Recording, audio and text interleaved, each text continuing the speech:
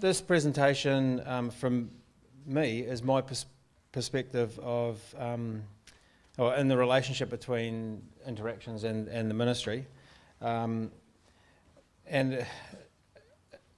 it's 10 years old. The relationship has been going for quite a long time. So when I was asked to initially talk about this story, I thought, well, no, I'm just doing my job. No one really wants to know about that. But apparently they did. And look, Interactions is a community organisation that provides services to people with disabilities.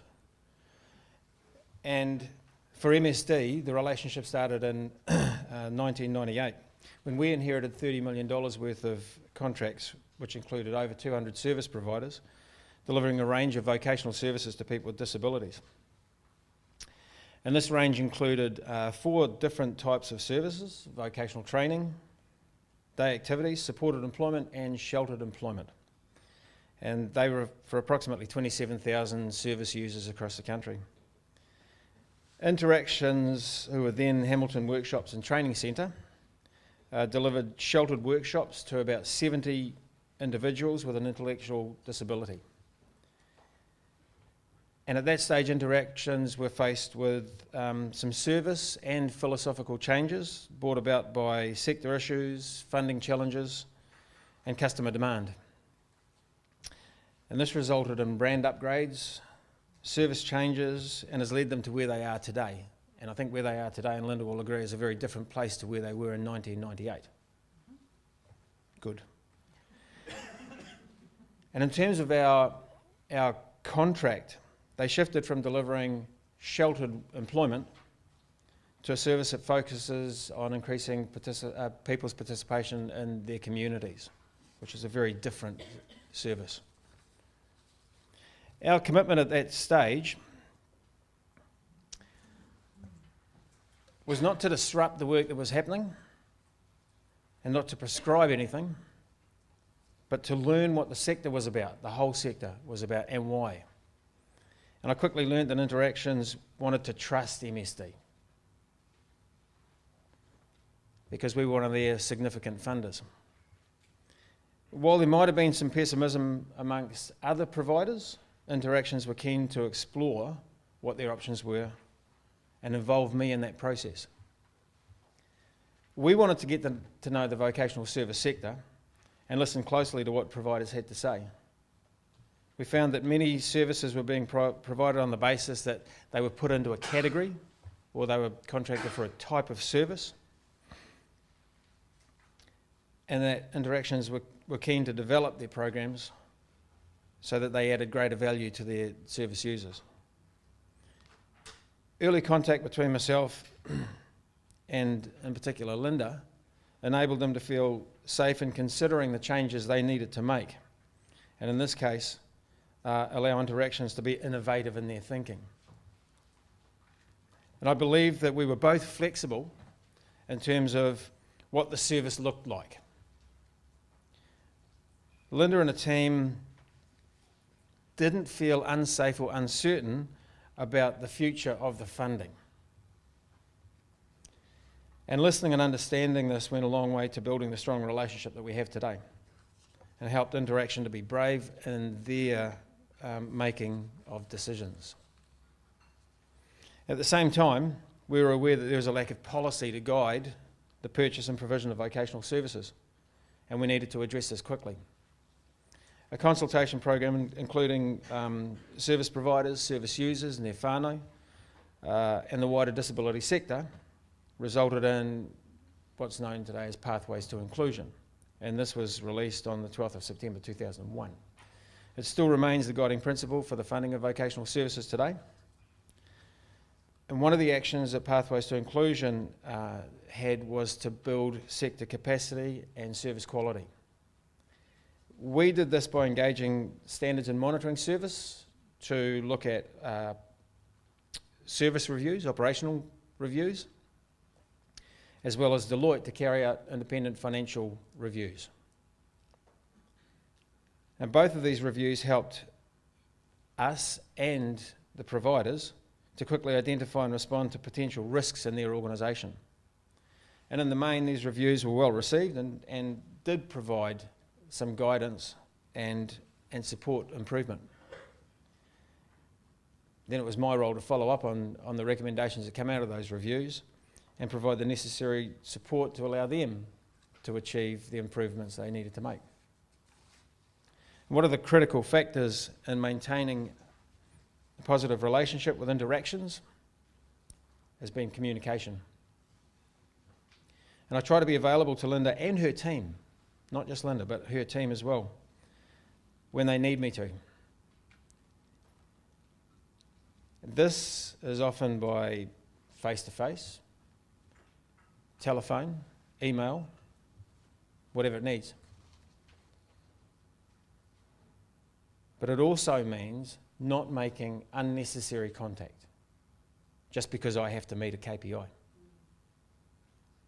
I've also provided the opportunity for Lynda's staff to have direct contact with me for whatever reason. And Interaction staff have done this on many occasions, and feedback to date suggests that that's been very valuable to both Lynda and her team. We've never prescribed what their services would look like. We've always used Pathways to Inclusion to guide what outcomes they will achieve, but the how they do it has been left to them, which enabled them to make the shift from being a deliverer of sheltered employment to delivering increased community participation. I believe that open and honest communication have been the foundation for the strong, positive relationship that exists between us and Interactions now. And I value that, as I know that Lynda and her team do. I'll finish this off before I hand over to Lynda. And I believe that our relationship is successful because not only do we know what each party's strengths are and responsibilities are, we actually use these strengths and, when necessary, leave each other alone to do the job that we have to do. And understanding and respecting each other's roles has been an integral part of building and maintaining this relationship. I know that Lynda understands that as an MSD official, I'm responsible for administering the policy for the funding. But Lynda and I also understand that MSD cannot turn that policy into action without Lynda and her team. I feel a bit nervous because I'm scared that we're not going to say that phrase that everyone else has been saying, so keeping my fingers crossed. It's about partnership. Oh, okay, well, partnership, really good. So I said it.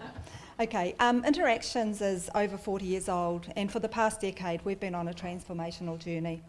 And this journey has been driven by the desire for us to make a long-term, positive and sustainable difference to the lives of the people we serve. Over the past 10 years there's been some major changes, and that's included, as Lyall talked about, moving from being a traditional sheltered workshop to providing community participation and the relocation of support into community settings. Most significant of these changes has been our approach, and I've realised I haven't turned the slide over, has been our approach to the way we serve people. We work with a philosophy of person-driven practice, which aims to shift the locus of control to the person and away from the service provider as being the expert. Interactions' desire to transform was supported by the introduction of government policy, which included the disability strategy and Pathways to Inclusion. In particular, Pathways to Inclusion as a monitoring framework gave services a clean slate to create their own way of responding to the outcomes of the Ministry of Social Development we're desiring. While many other organisations at that time were resisting the changes, we were embracing the opportunities that this policy brought. Our relationship with the Ministry of Social Development, and in particular Lyall, has made this easier. As we were developing innovative responses, we always kept Lyall informed, and while he might have asked a couple of pertinent questions, he always trusted our judgment and our expertise as the provider. Lyall has made himself available over the years, including being part of some of our strategic planning, contributing to our thinking, and has even come to a board meeting where members were struggling with the changes and the new policies. And he often had to answer some very hard questions. The support over the 10 years that we've held a contract with the Ministry has encouraged flexibility and innovation. And there's never been a time when we've felt pressured to fit into any funding boxes, providing we were achieving the outcomes. Monitoring has always been evaluative, with the aim of providing feedback as to how we could be more effective in what we do. The Ministry of Social Development uses Standards and Monitoring Services as their evaluation agency, and their knowledge of the sector means that feedback is always relevant but never imposed.